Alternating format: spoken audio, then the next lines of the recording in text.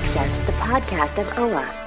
Located deep within Sector 14845 and powered by the Emerald Light of Will, the podcast of OA is your guide to the Green Lantern universe. Hosted by Lantern Myron Rumsey, the podcast of OA begins now. Hey, Green Lantern fans, welcome to episode number 250 of the podcast of OA. I'm your host, Myron Rumsey, and I'm joined by my friend on the other end, Mr. Phil Bova. Phil, my friend, how is life treating you? Things good?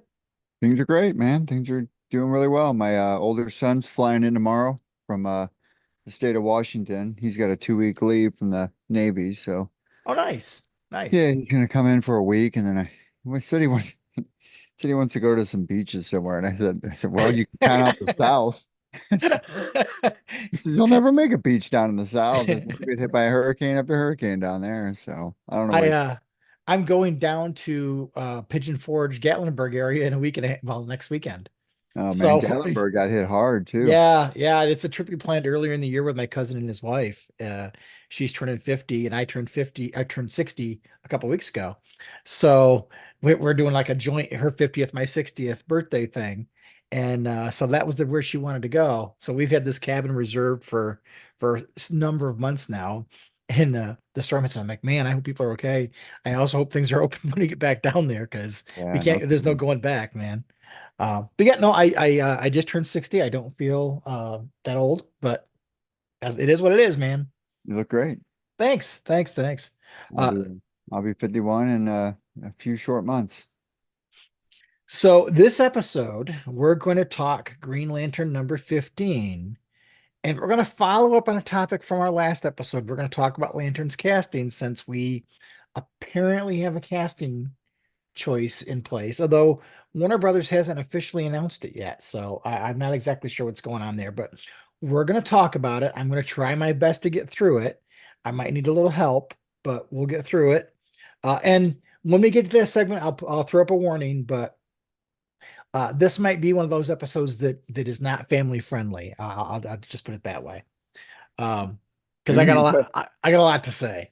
Maybe when you post this on YouTube, you can put parental discretion. Discretion advised. Yeah. But before we get into all that, we've got to do our usual roundup of Green Lantern news. There's not a whole lot going on other than you've got something coming up here this weekend, my friend. Yeah, there's a Mighty Con. It's called Mighty Con. It's in Bova, Illinois. It's gonna be on Saturday.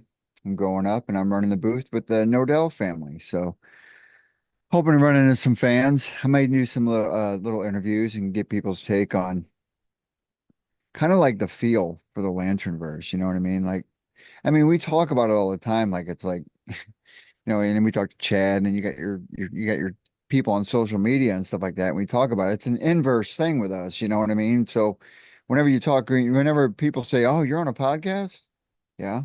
Oh, I didn't know that.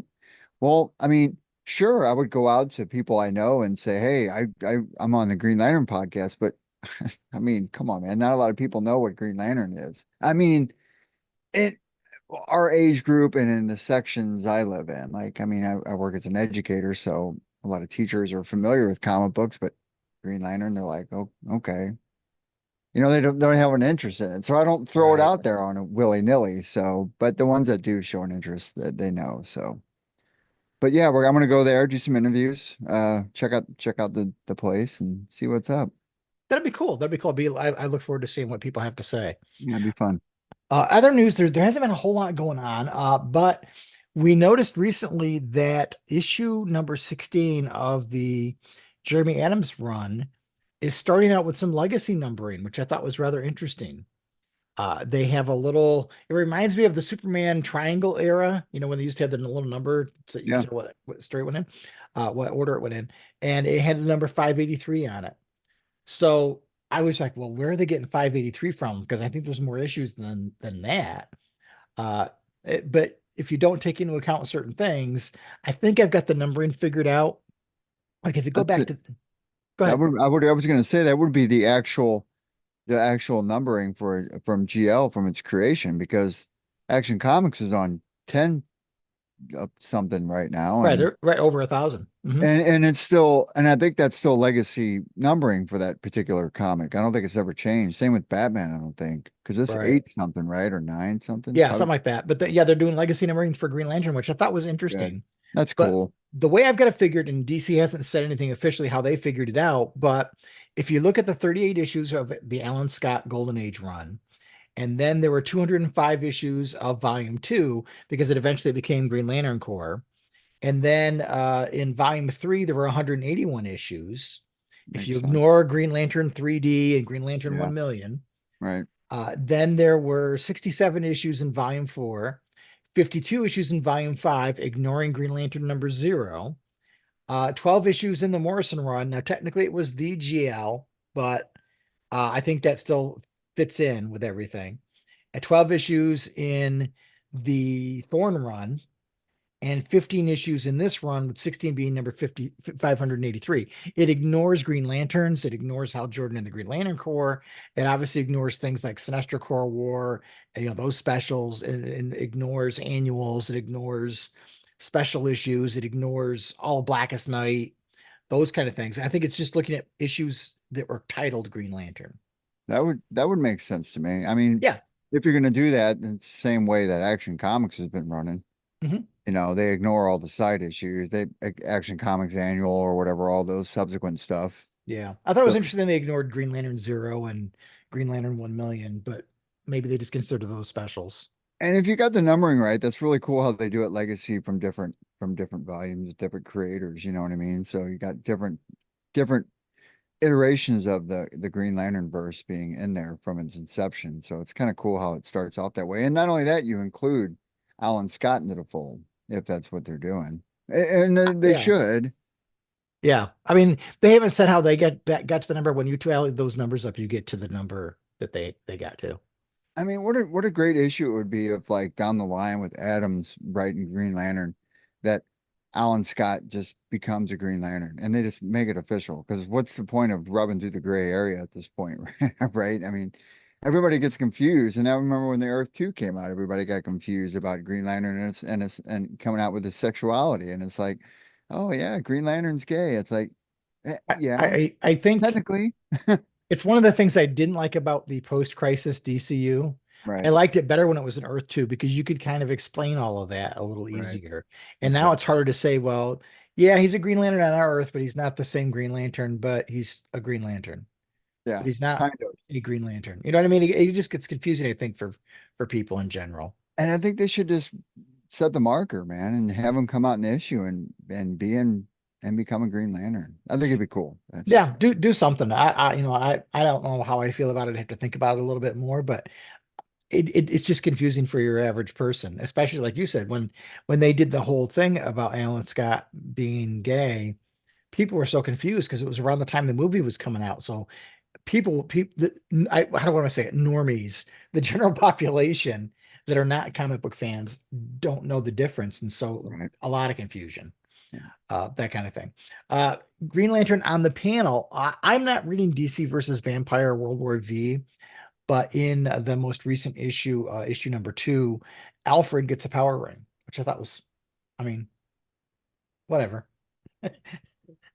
I mean, Batman's got to touch everything, right? I mean, because why not? I mean, you're going to put his stupid star on the stupid Hollywood Walk of Fame, and he's not even a real character. I don't understand that.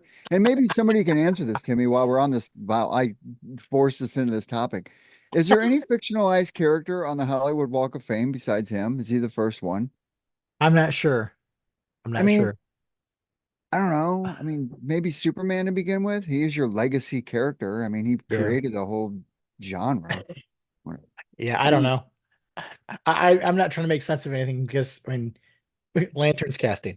So Batman on the panel. Let's go back to Batman on the panel. Batman on the panel. But that's all the Green Lantern news I have. I don't know whether we mentioned it or not. But this isn't current, but I had lost track of Sinister Sons because it had no interest to me. But in the finale, apparently Korg becomes a Red Lantern like his dad, and they don't really resolve whether he's actually Sinestro's son or not. But whatever. I mean, it's what is it? We're going to leave this open. So maybe someday down the line, somebody can pick up this thread and run with it. Or, I mean, I don't know. I don't know. I get, and then again, I guess you open up too much confusion because if you pull that cord, then you got to explain to the writers of the current Green Lantern run, well, this is what we're doing with Sinestro's kid. He's going to show up in your issue and he's going to raise havoc, you know. Right. Right. Who knows? Who I didn't knows? read it. I mean, mad props to those who read it and liked it. I mean, that's cool. To each their own. Yeah, exactly. Exactly. Yeah. All right. Well, let's take a quick pause. And when we come back, let's get to talking about Green Lantern number 15. In brightest day or blackest night, there's only one place to listen to the best in Green Lantern. That's the podcast of Oa.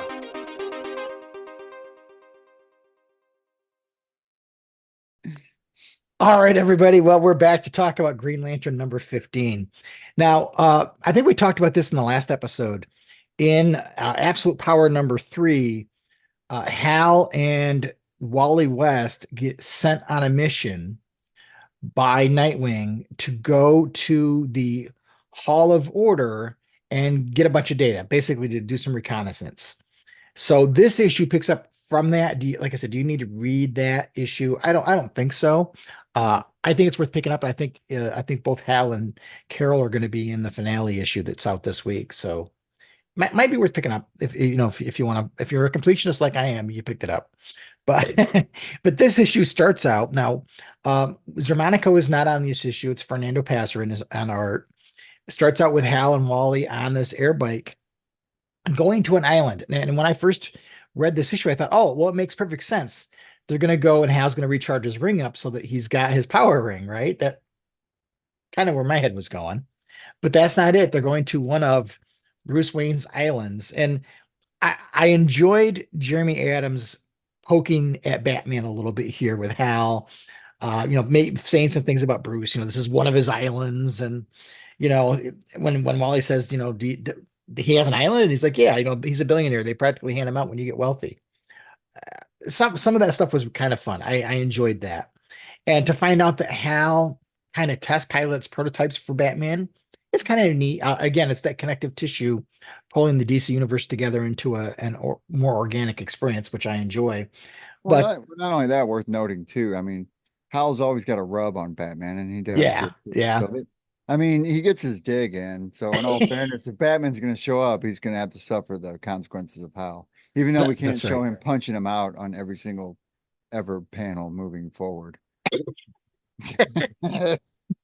He shows up with the Batwolf, and it was funny because I remember when the issue came out that showed Hal flying what looked like the Batwing. People were disappointed that Hal didn't get to fly the Batwing. Well, here you go. He's flying the Batwolf, which looks at a close-up shot very much like the Batwing. Enjoyed the two of them having this conversation about, Hal saying, well, it explodes if you go too fast. I enjoyed the whole bit in the beginning where Wally's kind of afraid to go fast. Here's Wally, the fastest man on Earth, and he's afraid to go fast. And Hal's, of course, like enjoying this fact that he's flying on this thing. He's again no fear, right? He's not afraid to take these risks, even though he doesn't have his power ring. And he calls it Uncle Hal. Yeah, which I have always loved that whole thing with Wally and the whole Uncle Hal bit. But the problem with this Batwolf is it can explode, which comes in handy later on. But the two of them get ready, and Hal gets into the Batwing or the Batwolf. I want to say Batwing. I'm going to slip up and say Batwing the entire episode. He gets into the Batwolf, and Barbara detects Hal in the cockpit, and Hal kind of blows her off. Which again, I enjoyed that. I enjoyed the fact that he's got a relationship with Barbara enough to call her Babs. He borrows the Batwolf to go on this mission, and the two of them are off. I was a little, again, thinking, if I'm Hal, I'm going to go charge my ring up first. If I got to go deal with this stuff, I'm going to get my ring charged. So I was expecting that to happen next. But it doesn't. But Jeremy Adams here is juggling three plots. So we find out kind of what's going on with Carol. And Carol has an interesting interaction with Dove in Coast City. And it was an interesting sequence. But the thing that really put me off a little bit was the artwork. Yeah. Carol's looking a little rough there, to me. I mean, she's not ugly, but she doesn't look like Carol. Like if I didn't know it was Carol, I wouldn't know it was Carol. That's the thing is she was almost not identifiable as Carol Ferris to me. Yep. I agree. But I Nate, wasn't a big fan of the art either. yeah, yeah. I mean, Hal looked okay, but he looked a little chunky or thick, maybe is the better choice of words. Because he wasn't fat. He was more filled out than what we're used to seeing in his face. But you can see that, the people are not happy with the whole hero thing, and Carol's there with Dove, and then Nate shows up as the Sorrow Lantern, and they're about to have a whole interaction when we cut back to Hal and Wally in Washington, D.C. Which I Uh, gotta say, the Star Lantern looks cool. I mean, I like the way he looks as far as like in the how we operate in the Lantern verse. So he mhm, kind of looks the part. mhm. I'm just I hope he's not a one-off. I mean, I don't want him just to appear and then not be utilized at all. You know what I mean? I mean, they do Yeah. that with too many created villains and too many people, and it's like, I mean, I understand there's probably a purpose for it at some point, but at the same time, I'd still like to see him around a little bit more. Maybe some kind of inclusion. I don't know. Yeah, I don't know whether his ability to become a Sorrow Lantern out of the blue it ties back to the emotional spectrum problems. And Carol kind of Mm, alludes to that in some of the dialogue in this issue. But at the same time, it's not beyond I didn't the, think about the, that. the normal state of things because we've had the infrared lanterns and we've had a couple of other things crop up. So who knows? Obviously, Jeremy Adams knows because he's going to do something with it or not. I think the thing is at some point there's going to have to be an arc for Nate, and he's going to have to come out of it. So I don't see him staying the Sorrow Lantern forever. But now that it's been created, will that jump to somebody else if Carol does get through to Nate in some fashion? I don't know. Um, Scene jumps to Washington, D.C. Barry's there. He punches a hole into the Hall of Order for Wally to get in, which I thought was kind of neat that he launches a Batmobile through the window. Hal comes up with some good stuff, man. Yeah, it's great improvisation. It has an EMP cannon because Batman being Batman, there's non-lethal weapons. So Hal has to get creative with how do I fight people who are coming at me to kill me and Wally? How do I protect us with weapons that necessarily can't inflict a whole lot of harm? So Wally gets in, drops a T-sphere to start downloading information, and gets ready to make his getaway when Major Force shows up. And and again, Hal launches a missile, which again he kind of pokes a little fun at Batman, saying, "Well, it means it's only filled with smoke, so get out the door," kind of thing, and I'll lead him away. Uh, I thought it was a fun sequence. I enjoyed it. I Yeah, it's enjoy a good seeing Wally it's Barry a do it. good salvo. I mean, you can Yeah, tell everything's picking up, especially with what's going on with Waller, which I gotta say, that's a pretty intense event. I mean, she's taking control. I mean, the last couple of that task force, I've been reading that task force one. I'm not sure if you picked that up. yeah, yeah. I have. That's got some meat to it, man. Especially Yeah, the last issue was fire. I was in the beginning. I wasn't really too awful excited or interested in Absolute Power based on the Free Comic Book Day issue, but I've actually kind of enjoyed it a bit. And we can see how this issue I think plays an important role in the overall story because the very next sequence takes place on Gamora, and it's Alan Scott talking to Jade Stone, and there's a bit of a turning point for Jade Stone here. Jade Stone has learned free will, and now Alan Scott is influencing Jade Stone and trying to influence him and instill a sense of right and wrong, which is interesting. Yeah, it's kind of weird a cyborg fighting an emotional strain, you know what I mean? Especially when it's been programmed and hardwired in certain way. I mean, there's been a lot of movies done about that. Or, I mean, RoboCop, Right, right, right? right. He's grown a conscience, watch out.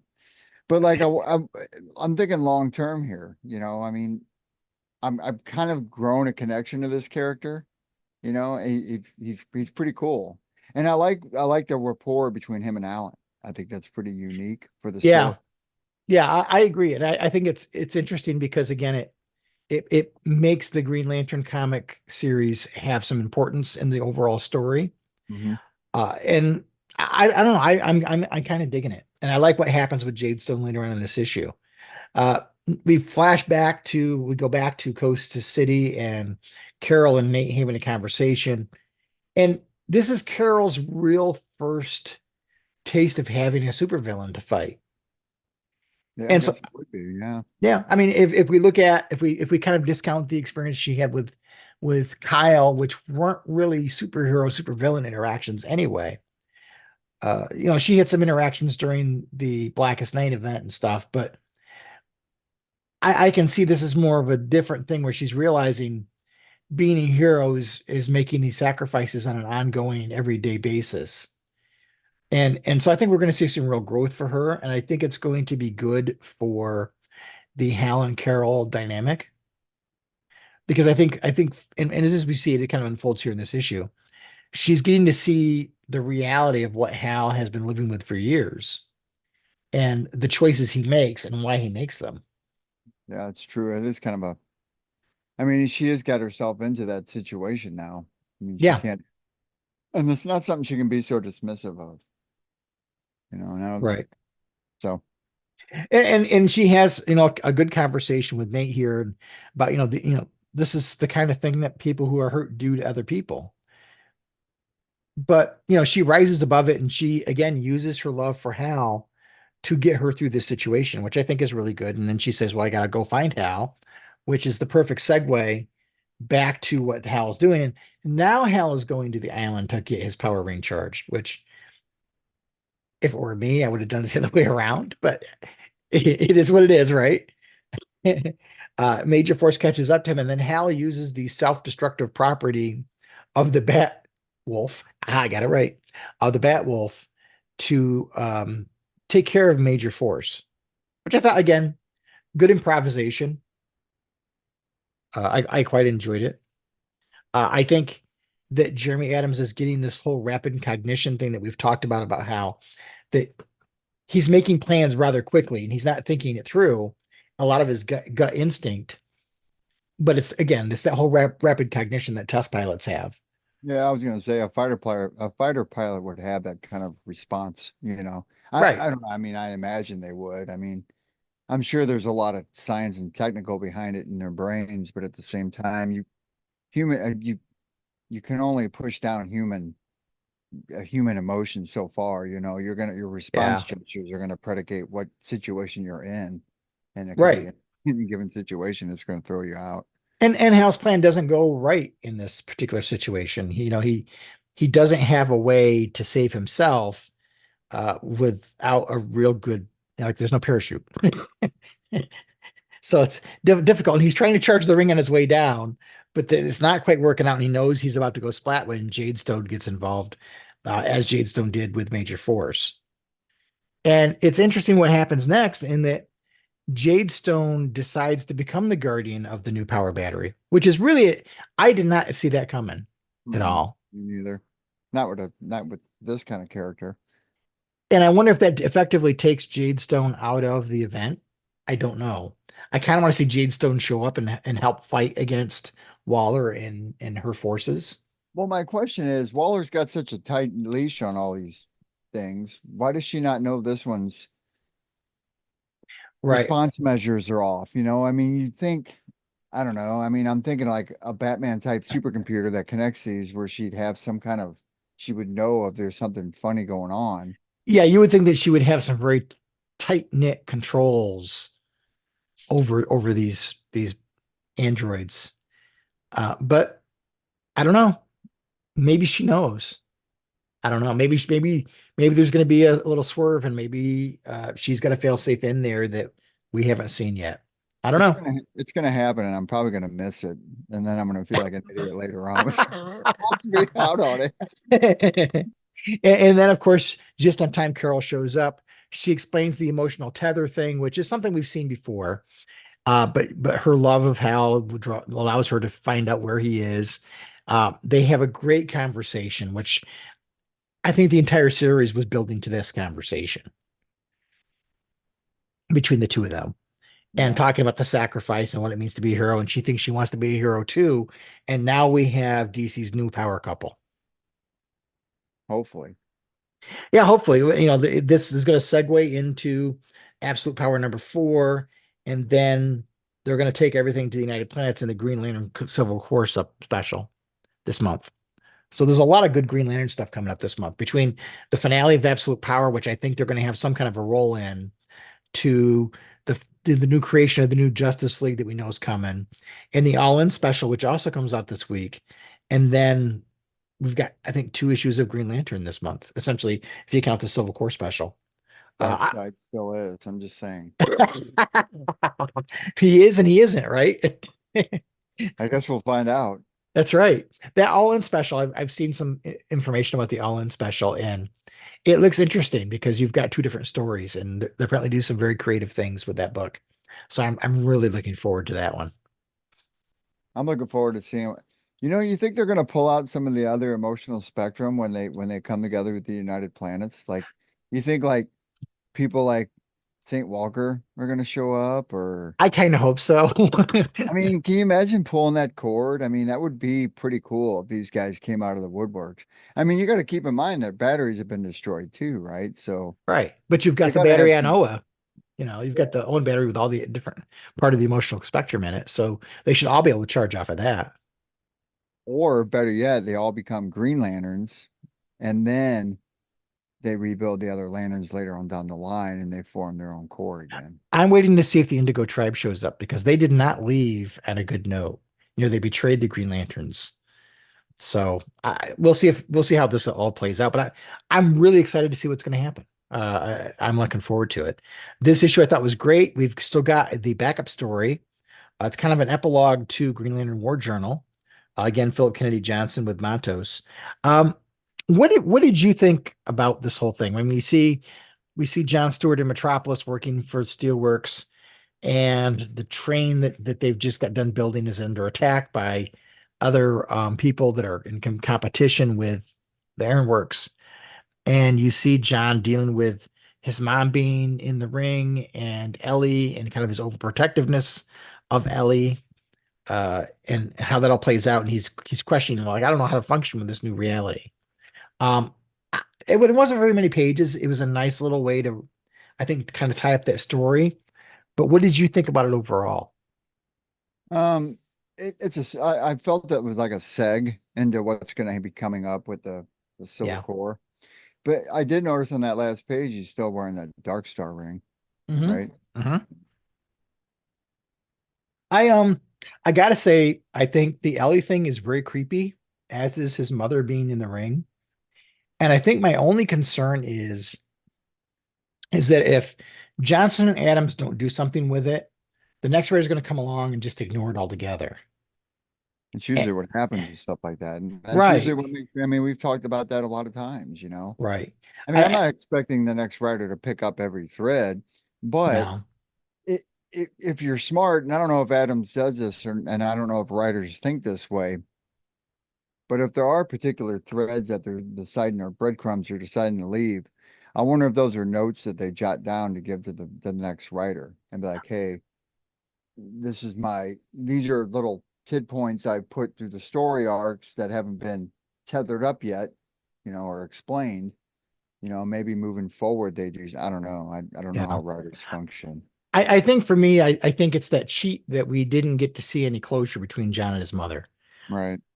I think that if this goes away and it doesn't get followed up or resolved in some way in a satisfactory nature, That'll be I a think it's going to be, disservice. yeah, exactly. It'd be a disservice to the character. That's why I Right. kind of wish that Johnson had just ended that and allowed, I trust him to handle that closure.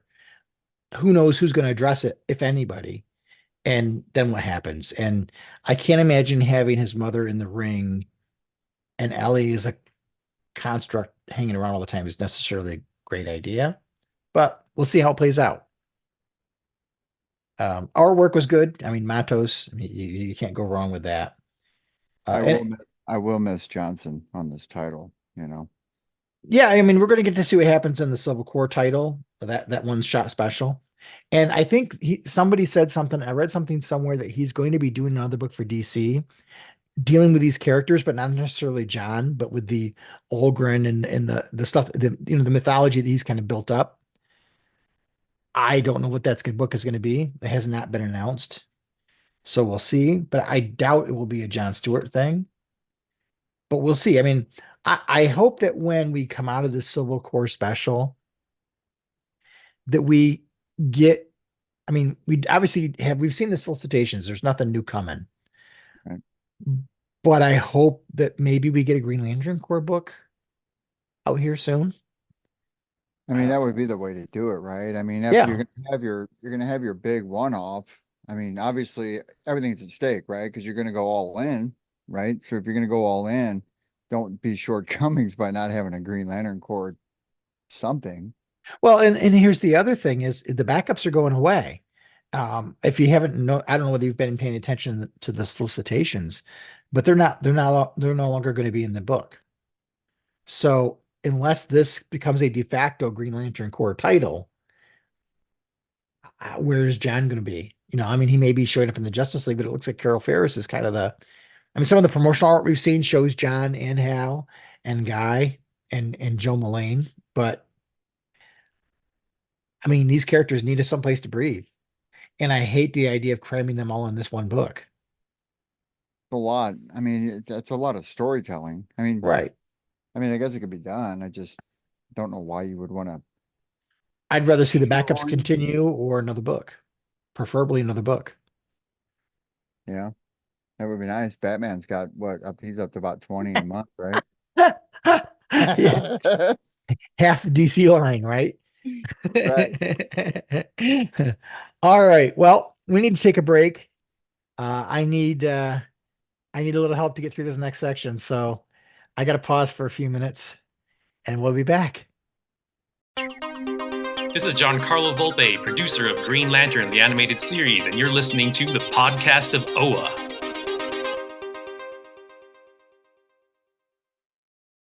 Warning. Warning. Abnormally strong red lantern energy detected. The following rage-fueled content may not be suitable for all audiences. Proceed at your own risk. All right, Green Lantern fans, I kind of helped myself to some things to help myself get through this next segment. Phil, there are no guarantees here in this one, so there could very well be some foul language in this. So just a forewarning: if it bothers you, skip it. And there's no, like I said, maybe I'll restrain myself, but I doubt it. So talking about Lanterns, the show. This has not been confirmed by Warner Brothers yet. This has been through the trades, like the Hollywood Reporter, that actor Kyle Chandler is going to be playing Hal Jordan in the Lanterns show. And if you recall, in the last episode, we talked about Josh Brolin being 56 and what a problem I felt that was. Well, Kyle Chandler is 59 years old. Yes, 59 fucking years old. So that means when they start filming, he's going to be close to 60. Now, I'm 60. I don't want to see a Hal Jordan who's my age. I do not want to see a Green Lantern who is my age. I think it is one of the dumbest decisions. And some of the detail we've heard is that apparently he's only signed for one season, and this contract does not include film work. So what does that say to you, my friend?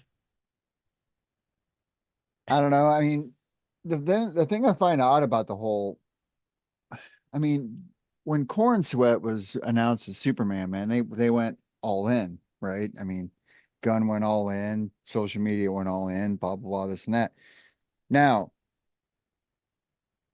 I don't know why he hasn't followed up with this particular one yet by I don't know, saying, this is true or whatever the case may be, because he's been very, very good over the course of his tenure by putting down bullshit, and not listening to it. Like if somebody makes comments about this or this, no, it's untrue. No, it's not true. He's been pretty good about shooting all that stuff down. Now, that being said, I mean, a smart way would be to feel how your audience is and maybe pull back that rein and say, okay, well, hold on.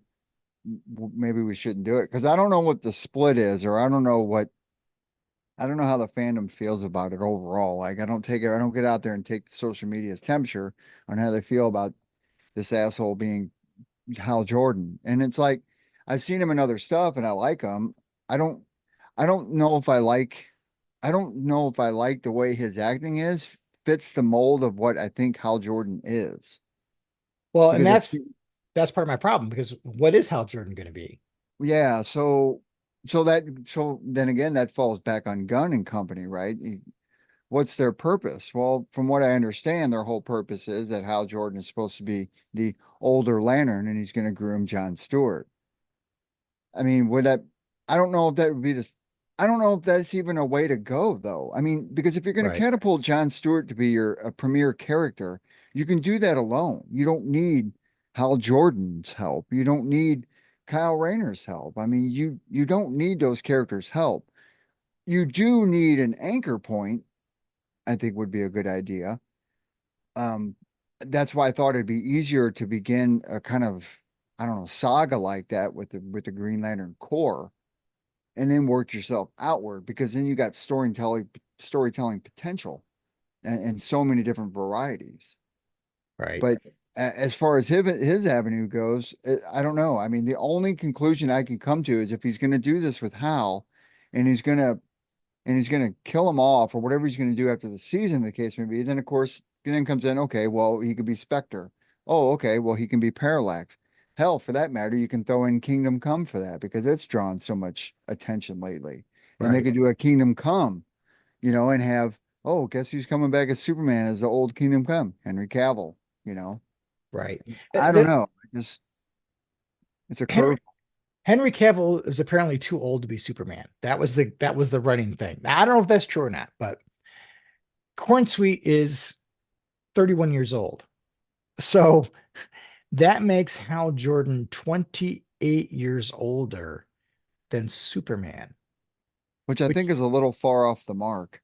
it's a lot far off the mark. And somebody on Reddit I made a comment about that, and somebody on Reddit spouted off to me about the age thing. And I was like, I didn't get engaged with it because, it seemed more that everybody's on this age thing about this lantern stuff coming out. And that's like the catchphrase now, age, Mhm. right? I mean, Mhm. age. And it's like, that's sad because that dictates the premise. Yes.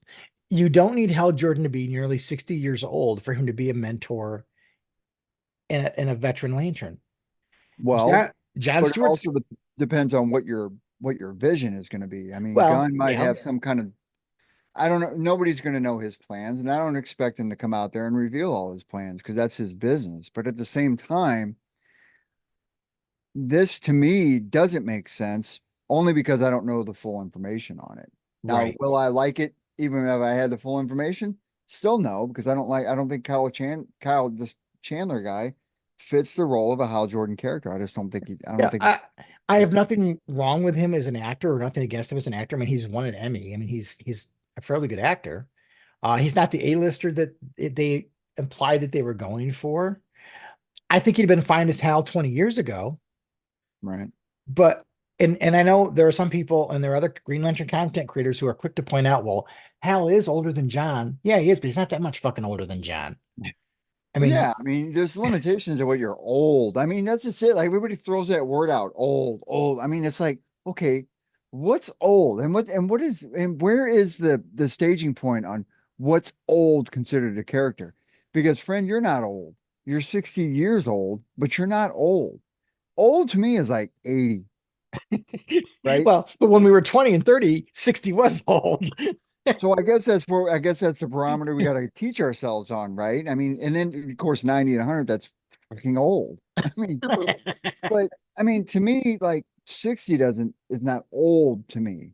Now, I will say 60 is outdated for a character that I think doesn't deserve to be pushed to that far end of the age spectrum. How's that sound? Right. There's Right. zero reason why Hal needs to be 60 years old and Jon Stewart be late 20s, early 30s. Hal could have been late 30s, early 40s and still been a veteran and still been a mentor and still been more of a contemporary.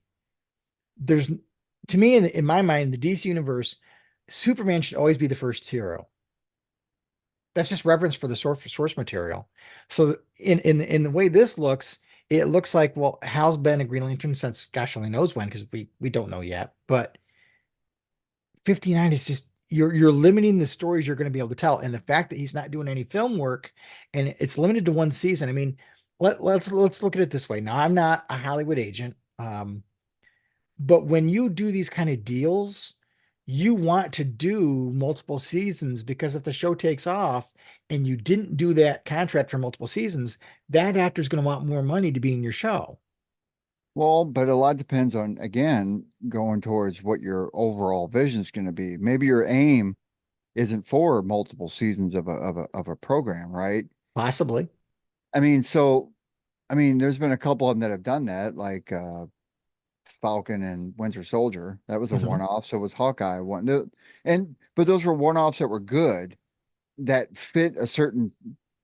They they were extensions, or they fit what Marvel was doing. Right. But those actors had contracts that covered them in film and TV. Oh, that's true. So I didn't think about that. Right. And he Right. does. What I'm saying is the Kyle Chandler's only contracted for one season and it doesn't include any film work in any more seasons. Hal probably isn't making out of the season alive. And No, what I a mean, waste of source material. All of the best stories revolve around Hal. He is the icon for the franchise. And for James Gunn, who is usually pays some reverence to the source material, to kind of make Guy Gardner, I'm sorry, Nathan Fillion might have been a good choice 20 years ago. Too freaking old for Guy Gardner now. Sorry, he is. he Uh, is. to make Hal this old, again, mistake. I don't see anything in there that makes me excited. I watch it? I'll probably at least give an episode a try, but if I don't like what I see, I'm out the door. It just it is a colossally stupid ass decision. And I mean, we're hearing now that the front runners to play Jon Stewart are a couple guys. One name is Aaron Pierre, and the other one is Stephen James. I think they're in their early 30s. So you're talking a 20-year age gap between John and Hal. So That's that would make other production material like Kyle Rayner and Joe Moline, because they're gonna go with her, right? So that would make them more closer to his age then. Oh, of course, correct. if memory serves, this is supposed to be set up like a True Detective kind of thing, Yes. which I don't know. I mean, I've watched True Detective, so I know how those are written, but I don't know. I don't know what they're going to be detecting, right? I Right. mean, There's because apparently a like, murder, right? There's apparently a murder of some sort. yeah, so I mean, Batman's your detective. So the first thing that comes to mind is, why the hell would you make a True Detective style Green Lantern program around somebody who's not technically a detective at all, period? Yeah. Yeah. I Don't give a shit about it. it's all conjecture at this point, and I'm trying not to get too worked up over it, but the casting choice just fucking pisses me off Well, because maybe. there's no reason. Oh, I mean, it hasn't been validated yet, though, right? I mean, No, but I mean, if the Hollywood Reporter's saying it, then it's probably true. that's fair. I mean, that Because it's a trade publication. It's not, the Insider or something like that. That's somebody who says they have inside credentials and reports of rumors. This is a trade publication, So I even though they haven't come out and officially announced it per se, I gotta say it's accurate. I mean, they would stick their neck out there like that. And if it wasn't right, as you said, Gunn would have pointed out the fact that it wasn't right. The fact that he's not well, saying anything means it's true. then there's also that, yeah. So we'll see. You pointed out the whole age thing and people reacting online. Most of the reaction I see is in line with what I feel, but there are some people who think it's a great idea. But I also think a lot of those people are like, yeah, get him out of the way because I want my guy to shine. That's a lot of it. I mean, I'm sure that's probably going to be the consensus leading up to this, and I don't know if Gunn takes the barometer when it comes to that. And I don't know what general population he's trying to gear towards. I mean, imagine being a filmmaker or whatever and trying to well, I got to make this for everybody. I mean, you're not going to reach everybody. I mean, you might as well just cross that off your checklist. But at the same time, it's like, how do you gear this to make it to where it's going to be acceptable for across your fandom, especially when it comes to the complex group like the Green Lantern Corps? I mean, you got so many split factions alone. I mean, Right. who Right. steps into that role and then automatically starts throwing these cogs in there like an old Hal Jordan? Right. It throws the mark off, right? And because then your fandom's like, okay, well, that doesn't make a lot of sense for Hal Jordan fans. But then your Right. other guys are like, oh, well, hey, John Stewart's going to be 30. That's cool. That means he's going to be around for a while. Right. Well, okay, F you too then, right? I mean, because I'm a fan. I'm paying to see this, but you're automatically going to go ahead and diss the one who's carried this franchise since the fucking Right. 40. That it always comes back to when their plans go under. Um, and then you've got that faction people like, well, most people know John is Green Lantern from the Justice League cartoon. Right. Bullshit. I'm sorry, but yeah, a lot of people do know John is the Green Lantern from that show from 20 years ago. But just as many people know Hal from everything from Filmation through Super Friends, through the animated series, yes, through the movie and all the advertising that went on around that, and all the publicity that went along with that whole thing, and all the DC movies.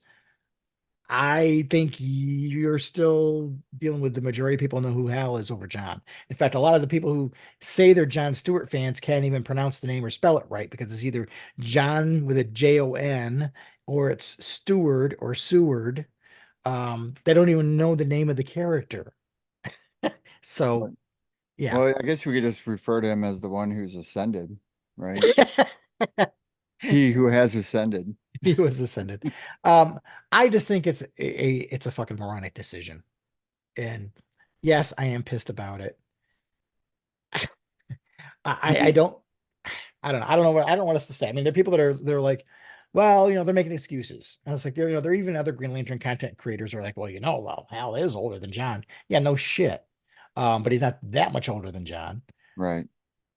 Right. So And it's funny the spout that when they spout back like that. Well, he's going to yeah. be older. I mean, yeah, Or older's fine, but or they'll say, well, that's their vision. Yeah, I know that's their vision. That's the fucking problem. I know it matches their vision, but their vision is fucking stupid if they think a 59-year-old Hal is a grizzled veteran who Hal has never been. You're going to make the character be out of character. What? Here's the thing. You could make John 30, 32 years old and Hal 39 years old and everybody wins. So why yeah, not make that's my point. I yes. mean, again, it all goes back to Gunn and his vision. I guess that he's got some vision in his mind where, I mean, that's the kind of route he wants to go with Hal Jordan. And I don't know why that would be the case, though. I mean, given what he knows, I mean, given what he should know, and Right. given what I'm sure has been told, I mean, he's been around long enough to where I'm sure he can probably gauge the general atmosphere of how fandom reacts to news like that. And he's got to be looking at this stuff saying, oh, he's too old, too old. But again, he might not be listening to that because, well, that's not what he's going for, apparently. Yeah. And Whatever. as far as I'm concerned, my interest in the DC universe lives and dies with how they treat Green Lantern. So if this show is not what I want, then I'm out of the whole gun thing. I don't really care to watch any of it. Um, so we'll see what happens. Not even Superman, No, fuck them. huh? Wait, Sorry, but I don't care if they're not going to do Green Lantern right. I don't care about the rest of it. okay, well, so that means we're gonna have to rail on Green Lantern moving forward on the cast all the time, right? Well, until we see more, or this is the only news we have right now. Am I going to watch the first episode? Yeah, I'm going to watch the first episode. Why wouldn't I? But we'll see if I watch the second episode. But here's the thing, folks. I mean, you've always been honest about your Yeah, I'm you not. carry it on your sleeve. I mean, and there's nothing wrong with that. And I don't think anybody out there should be offended by what either of us are saying about this whole thing because you guys have an opinion of your own that I want to respect too. So, at the same time, you know, things don't always jive and fit in with what we want and what we expect in this world. But Mhm. thankfully, that being said, we got a good Green Lantern comic book run that we're dealing with right now. And I can always hinge on that. I always see the movies now, and I'm not gonna lie to you, I'm a little burned out on this bullshit. I'm burned out on all the bullshit. I'm burned out on the stupid. I mean, I got burnt out when all these actors started, getting all themselves in all these trouble, like Ezra Miller and all that crap. It's like, come on. This is so stupid. It's hurting the brand. It's hurting the characters. It tarnished it. Right. It's already left a bad taste in everybody's mouth. And then you start the whole Snyderverse thing, and then you start that whole crap, and then you got those guys still hanging around. Now they're not loud anymore, but they're still there, you know. I mean, Yeah. the idiots got what they wanted when they needed the Snyder cut, and it still wasn't good enough for these these jockeys. And it's like, okay, but I don't know, man. I'm getting burnt out on the movie aspect of it, and I feel like it can be it's I don't know, and I'm sure I'm this in the minority here. I just feel like it's being overdone. Superman in itself, while I am looking forward to it, it ain't gonna hold any candle to Christopher Reeve and what he's done for the character and what he's done for everything. I can't wait to see that documentary when it comes out, the one that just aired. Or I think it's only in theaters for a couple It days, was but it was a Fathom event and it was in the theater for 2 days, but I guess it did so well they're talking about doing a wider release. they, So if they don't do a wider release, they need to sell it though, because I want to see yes. that. I mean, he will always be what Superman represented, and I think even him as an actor and how that movie was written at that time would still fit the mold with what it is today. But I mean, whoever they start using, I mean, Henry Cavill kind of wore on me a little bit, but then all the crap wore on me too. Like, Henry Cavill was at the end of Shazam, and then The Rock got involved, and The Rock was going to take all that stuff. It's like, oh, that's so stupid. Who Yeah. cares? Just give me a good movie and keep Right. all that nonsense out of the way, all that garbage that just clouds everybody's vision even more. I want a clean vision, and maybe Gunn will give it, maybe he won't. Do I have any faith in it? It ain't about my faith. He's done well with the films he's done before, so I assume that he'll do just as well. I don't think he's going to surprise me though. That's what I'm worried about. Like the shockers are what surprised me. Like, whoa, I can't believe they did that, or whoa, I can't believe that was done, or the surprising moments, that you don't expect. I mean, that's what I'm looking for. And to be quite honest with you, Marvel really did that. They had those moments. And Well, yeah. I mean, here's the thing. And we're comic book fans, right? And we all have the characters that resonate for us. We generally people have like one character that they latch onto the most.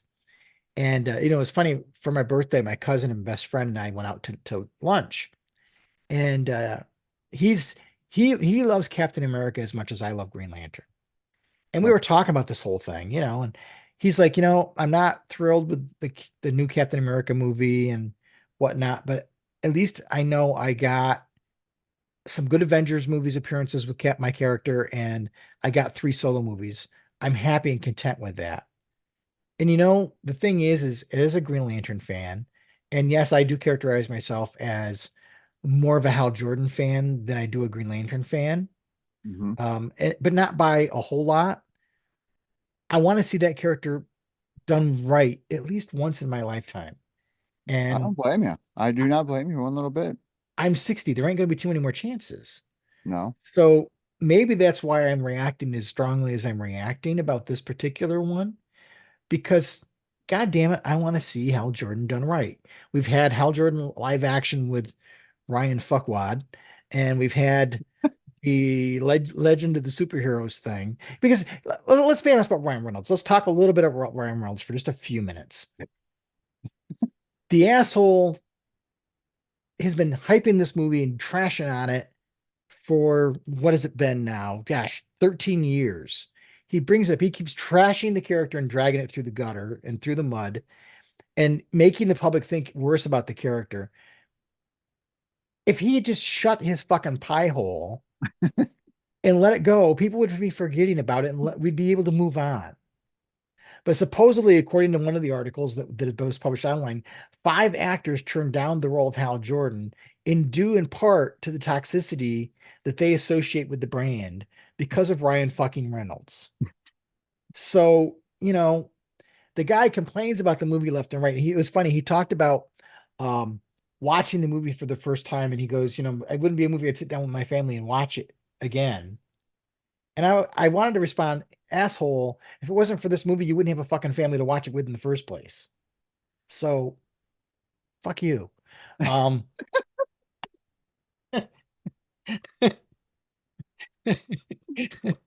Keeping it real tonight, folks. That's right. That's right. No, I agree with you, man. The guy's kind of been a douche about that whole thing. And it's like, Yeah.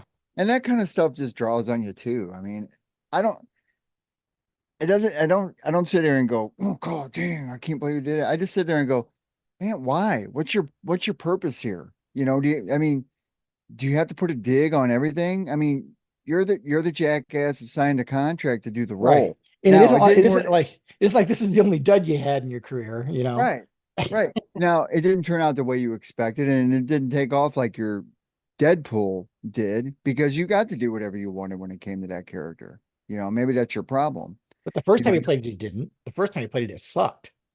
what's that? When he played it in Wolverine Origins. Oh yeah, that one. That was Yeah. just. Yeah. But I mean, my point is like they gave him full range of this character, and he got to take off with it and do whatever he wanted. Well, of course, you're an arrogant piece of shit.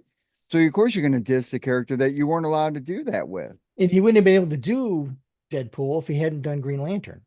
That's also true. And this is an actor who hasn't had a steady stream of hits.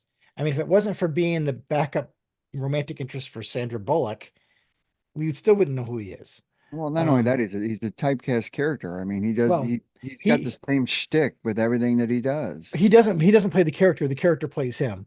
Well, it could be that too, yeah. And that's why Deadpool is a perfect fit for him, because he can be himself and be R-rated and be himself, and it sells, right? Because that's what Deadpool does.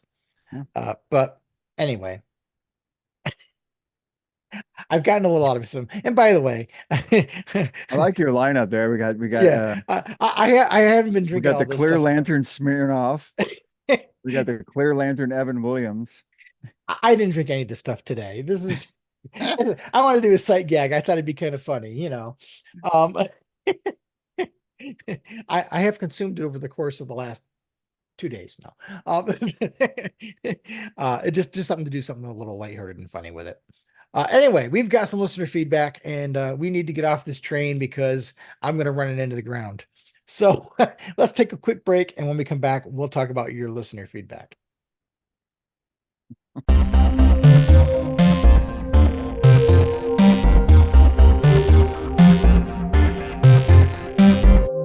The first message is from Ulf.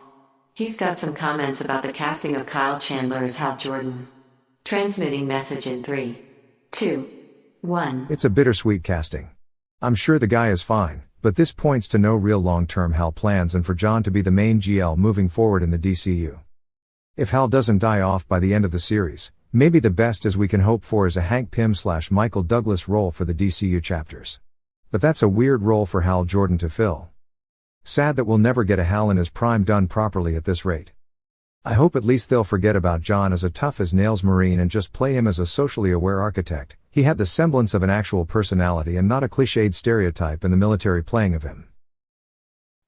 Hey, Ulf, thanks for writing in. Obviously, your response is in regards to the last episode. Agreed, it's bittersweet casting. Actually, Ulf's comments came from an article I did on the blog of OA about the casting of Kyle Chandler. Yeah, and I agree with you 100%, Ulf. I think Kyle Chandler's a nice guy, and he's an okay actor, but it certainly seems like there are no long-term plans for Hal, and you said it far more eloquently and nicely than I just did. So I don't think he'll get the Hank Pym treatment, though, because he hasn't signed a contract for more appearances. So and again, maybe that's not true. Maybe there's more in that contract than what's being said, because it hasn't been announced officially. And maybe some of this information is not correct. But sad to not see Hal in his prime. And yeah, and some of the conjecture, I didn't talk about it earlier. Some people are saying, well, maybe we'll get, some animated stuff and it'll be him younger, or there'll be a project that's a flashback. And I'm like, I, yeah, whatever. Um, and, I don't and know I, if I like that any better or not. I don't know that. right. I Yeah, don't buy that. No, I don't think that'd be good. no, I don't either. Um, and I agree with Ulf in that, yeah, I kind of hope they move past the Marine thing, but I don't have any faith that they do, because if they're doing John as their primary lantern, okay, it's one of two reasons. One, the climate we're in right now, they don't go with John. Or if they're playing off the nostalgia for the Justice League cartoon, the general audience is going to want to see that character. Yeah. So I think John is going to be more that cliched person, unfortunately. Well, and like I go back to what I said earlier, if it's doing it a true detective style, and this guy's going to be in this, so he's probably going to, I don't know, military, have Mhm. some kind of military background and MP or something like that. Yep. Great, Ulf. Thanks a lot, man. You got him fired up even more. Well, when you listen to this episode, though, you're probably going to be laughing really hard because, rewind it and go back. Listen to Myron going off for like 20 minutes and then, Hey, this wasn't as bad as me going off on the Cartoon Network when they canceled Green Lantern, the no, animated that's true. series. I did listen to that. That's a little bit harsher. Yeah, it was.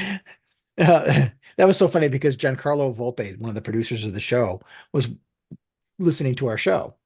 And he emailed me and he had counted how many times they swore in that episode. It was pretty funny. Anyway, Power Ring, why don't you go ahead and give us the next message? The next message is from Tomar Ka. He's also got some comments about the casting of Kyle Chandler as Hal Jordan. Transmitting message in 3, 2, 1. Awesome news. Really great actor. I hadn't heard Kyle Chandler as one of the rumored candidates, so this is a nice surprise. The only one I would have been equally excited for was Ewan McGregor. All right. Tomar Ka is coming at us. He has a different opinion, folks. Yeah. Awesome news. He likes the actor. He hadn't heard Kyle Chandler as a rumored candidate, so this is a nice surprise. He would have liked Ewan McGregor more. Okay, so Tomar Ka, I'm going to hard disagree on both of those. Only because, with all due respect to Ewan McGregor, he will always be Obi-Wan Kenobi. I don't think he should be remembered for anything else. I mean, he can do other roles, don't get me wrong, but an iconic character like Hal Jordan, I don't think that sits on his shelf. I mean, how do you top Obi-Wan Kenobi? No, not even Hal Jordan is better than Obi-Wan Kenobi. I'll disagree with that, but anyway. But anyway, But no, I think it's, if people are happy with it, I'm right, happy for them that they're happy with it. right. I'm not, but that's okay. If they are, and maybe we'll be pleasantly surprised. Maybe they'll de-age him a little bit. Yeah. Well, not only that, I mean, he's not even a bad actor. I No, mean, no, he's not. He's not a bad actor. I mean, he won an Emmy. People say Friday Night Lights was really good. I've never seen it myself. I think the only thing I've ever seen him in is I saw him in a movie called Pure Country back in the 90s, early 2000s. And he played a young up and coming country singer type character. And I saw him in Godzilla King of the Monsters and the follow up to that. Um, he's been good in that. I yeah, mean, he I was. like him. He's a good guy. Wasn't he wasn't in the original King Kong, was he? No, no. No, that's right. Not the first original King Kong, the Peter Jackson one. No, he's not that old. I was gonna say earlier, no disrespect to anybody who's dead, but thank God Betty White and Dame Maggie Smith are both passed, because they might have been up for Carol Ferris. Um,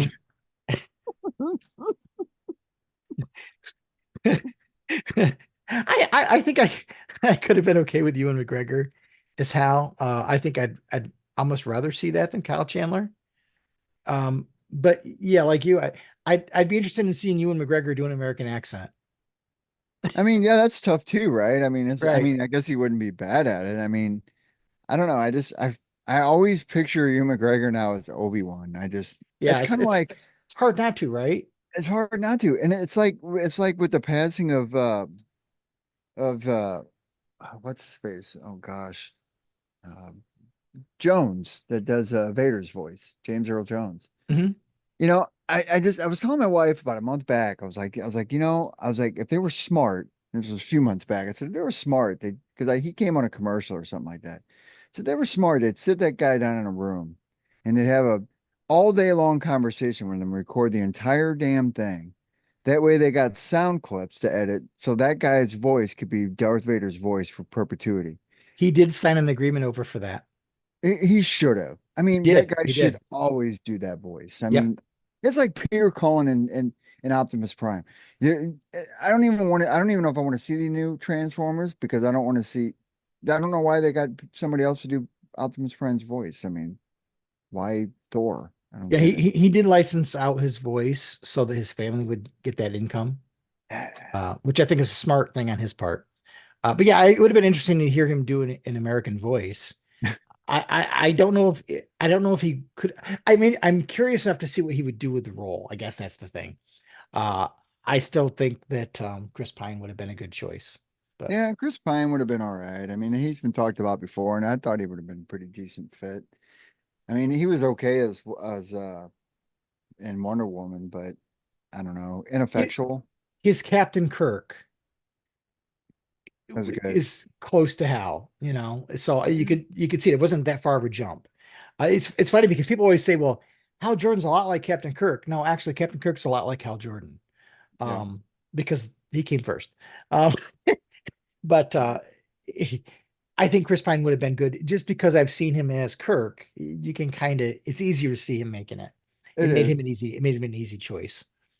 Anyway, Power Ring, go ahead and give us our next piece of listener feedback. Our next message is from Cloned Avenger, who's commenting on a number of topics. Transmitting in 3, 2, 1. Agreed on 0 hours art. I wish they could have just let Daryl Banks do the whole book. The parallax ending was interesting. I enjoyed the story for what it is. With the casting of Hal Jordan, I think Chris Pine is the best and obvious choice from the list, and also a decade younger than the other choices. I am also not a fan of them making Hal old. I am hoping for him to be the main Lantern. Maybe if the Green Lantern TV series is a big hit, they could do a prequel set of movies or TV series for Hal Jordan with a younger actor. With an older Hal, it just feels we will most likely miss some of the best Hal Jordan story arcs and character development. I am hoping they are not rushing to do the parallax storyline. I want to get to spend some time with Hal Jordan before they do that. With an older casting choice for Hal, it's just where most of us assume the story is going. I guess time will tell. I will put my blue ring on and hope for the best for the fate of Hal Jordan in this new cinematic universe. I think War Journal will read better as a trade paperback.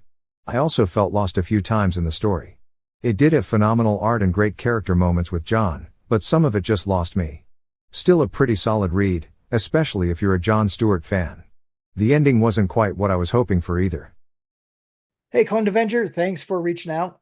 Yeah, I thought Daryl Banks did his artwork was much better on that book. And yeah, the parallax ending was very interesting. So I kind of want to see if I hope it isn't something they drop the ball on, because this whole thing with Convergence Parallax being out there and now the original Parallax being out there, there's some story potential there. I'm almost past the point where I want to see Parallax anymore, but I want to see these plot threads wrapped up. And yeah, as we were just talking about, Chris Pine to me was the obvious choice too. And again, And here's another person who's on Team Myron, that he's not old Hal. Jim Myron, man, Convergence. I haven't heard that title in a long time. And yeah, like we were saying, he agrees that War Journal will probably read better as a trade, and I think so too. And I think when the second trade comes out, I don't know if it'll include this conclusion, but maybe it does. But yeah, the ending was not.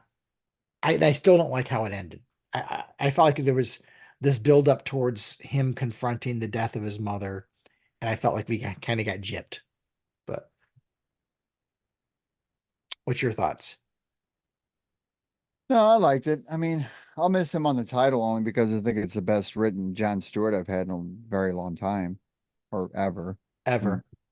so, I mean, I don't think it's an easy thing to write a character. I'm not trying to say it is, but at the same time, again, it goes back to your appeal, right? I mean, if an Yeah. artist or whoever has their own vision about something and they write it and it gets green lit, I mean, it's a shot in the dark. You don't know if you're going to hit a mass of people that you're going to on target with being popular, or you don't know if it's going to be crap, and I'm sure that's a tough sell on anybody who's out there writing books and stuff. I would be totally deflated if I got railed on as hard as Thorne did for his ridiculous run of John Stewart.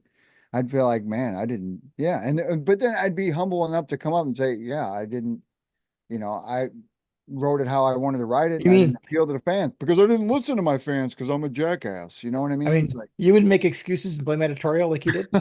Um, I mean, it's not an easy thing to do with these writers, and I commend no. them for every word they script out there. I just, I don't. I'm a Sometimes it writer land, myself, and it's yep. not. It's hard. It's hard. Sometimes it lands and sometimes it doesn't. I remember when Robert Venditti first started, and I was kind of interested in it because I'd read some of his other work, and then when the whole Lights Out story came out, I was like, "Oh man, this isn't what I want to read." But then he turned it around, and so I don't know. Anyway, why don't we go to the next message? Power Ring, go ahead and fire away. Our next message is from JP Roca, who has comments about Green Lantern War Journal and the Lanterns TV show. Transmitting in 3, 2, 1. Yes, PKJ, as I said, when Warworld came up, is highly overrated. War Journal was no good, and nothing happened. But I will say the prologue backup in this month's Green Lantern was better. Yes, we would like to see an early 30s Hal and late 20s John. That gives John time to be in the military and college. Hey JP, yeah, I think we're of two minds about the Philip Kennedy Johnson run. I liked it, but yeah, I got lost in the middle. I don't want to say it was no good. I mean, it was better than the Thorn run. I mean, the Thorn run makes this look like Eisner winning material. Um, and I didn't like the backup in this month's Green Lantern myself. So yeah, but that's okay. And yeah, he's on Team Myron, early 30s, Hal, late 20s, John. Uh, Yeah, but I'm gonna disagree. Warworld was cool. I liked Warworld. I it liked was all right. and I read it all together. But I'm a Superman. I'm a huge Superman fan. So Yeah. anything they throw at Superman's always meat for me. So I ate that up, and it was good. All right. I think we got one more left. Power, and why don't you go ahead and give us our last piece of listener feedback? The last message is from War Lion. War Lion has a follow-up to the conversation about Amanda Waller and Parallax, as well as Green Lantern War Journal. Transmission commencing in 3, 2, 1. Hey guys, great show as always. It was Green Arrow 3 and 4, and in 7 Hal mentioned that he'll consider dealing with that version of him. The thing is that so far that's not the only Waller alliance that hasn't come to play in any major way since it was mentioned. She has similar deals with Trigon and the Crime Syndicate. I recently read Adams GL 1-12 and the War Journal series each in one sitting. War Journal reads better as a whole, GL 1-6 read better as a whole, but what was surprising is that issues 7-12 felt to me like they're the same quality as when read monthly. As for War Journal's ending and the backup in issue 15 of GL, it felt to me that this is John being overconfident with being a god and that it will be something that bites him in the butt sooner or later, and that it's just continuing his plot from Thorne's run, which ended with a version of him going to restore Xanshi and find Katma through hypertime, and now we have him seemingly unintentionally resurrect his sister and is playing Larfleeze with having his mother in the ring. In my mind there are two ways this will go. Either John will get what he wants with resurrecting Xanshi and all of that stuff, then something will make him give up the power, or he'll get screwed badly and give up the power, but now his loses will be harder since he had to lose everything again. I didn't mind him overpowered since it's a GL trope that gets done and undone all the time. Sodom Yada's Superman with Ion and a power ring, Hal was a god throughout Rebirth and until Thorne's run, Kyle is Ion and White Lantern etc. Sorry for the long message. The Ringless Lantern Warlion signing out. War Lion, thanks again for your feedback, and don't worry about being long-winded. You always give us something to talk about and think about. I read Green Arrow 3 and 4 today, and number 7, and I didn't pick up on the connection things, but maybe I'm just misreading it. I didn't pick up that Waller had made any connection with Parallax. The only thing I picked up on was Green Arrow had reached out to Parallax to help him, and that was how Parallax ended up in this when Green Arrow. I guess the deal is that Parallax was going to help the Arrow family get spread apart in time and space because something happens when they're all together. And Ali kind of breaks that agreement, and then Parallax shows up and the two of them have a big fight. So maybe there's something there that I didn't pick up on, but I didn't see it, but I'm interested in seeing what happens if she does have an agreement with Parallax, because obviously he's there for a reason, right? So we'll see. And this is Parallax from the It's uh, convergence parallax. It's yeah, basically there's a point in time in which parallax goes off into time and space and does gosh only knows what, and then he comes back and does the whole Sun Eater thing. So they're playing loose and with the time of him showing up. Parallax can show up anytime we want him to. He just can't be killed because he's got to come back for for not 0 hour, but for final night. So right. but yeah, and he read War Journal as a whole, and he got the same experience we were thinking was going to happen. Um, I agree with Warline in that they've kind of taken everything out of John's story that gives him a lot of depth. Like the whole thing, they built this relationship with his mother, and we were building up to him losing her, which would have certainly added some depth to the character. But then, oops, nope, she's in the ring. He loses his sister. Oh, nope, now she's a construct. He destroyed Xanshi. Oh, now it's back. So I agree. I mean, you've got to have something to give these characters depth, or they end up being flat. And you got to remember that John wasn't created to be a leading character. He was built to be Hal's backup. And they've been trying to, on multiple occasions, bring him out and let him be the lead. And every time it's kind of failed pretty badly. So if we're going to do this, if we're going to invest in the character and make him be able so he can stand on his own, then we got to make it so he can stand on his own. And I haven't seen it yet in the whole mosaic because they didn't build on that. The Thorn Run, well, enough said. And then this is the third time now of making a big push. I mean, there were times in the comics back in the 80s that Hal, John, and Guy were all the main Green Lantern, but it always ended up coming back to Hal. Uh, what does it say when they decide to get rid of Hal and they don't make John the Green Lantern? They could have just done that and been done with it, but instead they trash the entire Green Lantern core concept and create a brand new character. So I feel it's a disservice to the character. If we're going to invest in this character and try to make him be something, then damn it, make him be something. So Right. we'll see.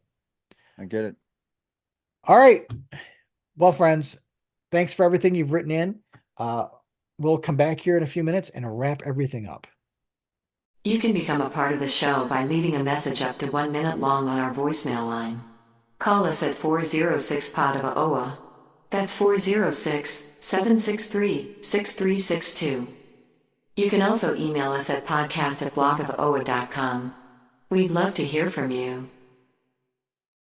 Fellow Owens, welcome back. Woo! That was a fiery one. So we're all on Team Myron here. So fair. Or Team Batman. No, it was a good episode, man. 250. I mean, it's a milestone, right? So you got to get out some negative energy That's right. building up. That's And right. it's fair. I mean, we all know what's at stake, and like when we talk about it, and we have been talking about it for years now, right? And here we are on the cusp of something that we're getting ready to eat, right? And now we're just afraid what kind of force-fed shit we're gonna get. I would like to have a nice steak, and it sounds like we're going to get Brussels sprouts. So, and hopefully I didn't offend anybody, but sometimes, Well, I like Brussels sprouts, but well, I love Brussels sprouts too, but especially if you cook them with bacon. But hopefully I didn't offend anybody with my rant, but sometimes you just got to be real. I agree. That's all there is to it. Anyway, next episode, Justice League versus Godzilla versus Kong.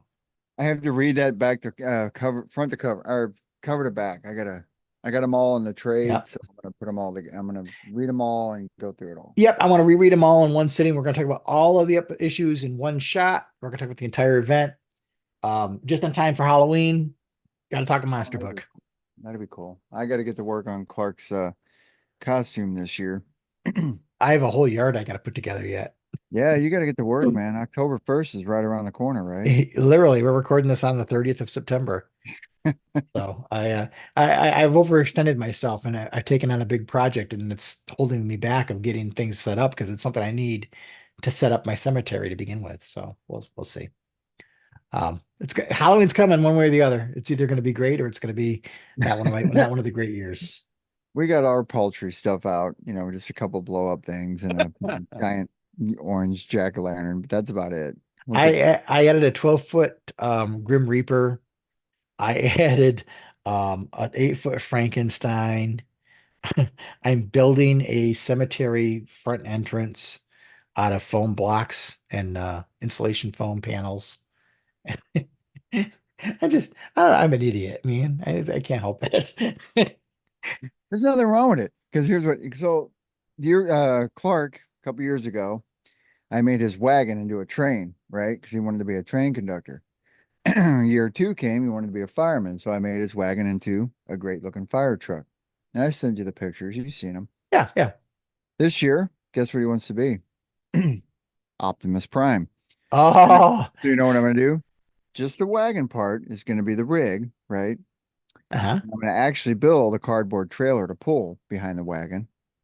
Nice. And then he's going to dress up. And I told him, if you're going to do this, you have to dress up as the transformed Optimus Prime. Because when you get out of the truck to get your candy, you got to make the noise. Oh, there you go. The gauntlet's been thrown down. So that's my project for the next month. I can't wait to see the pictures.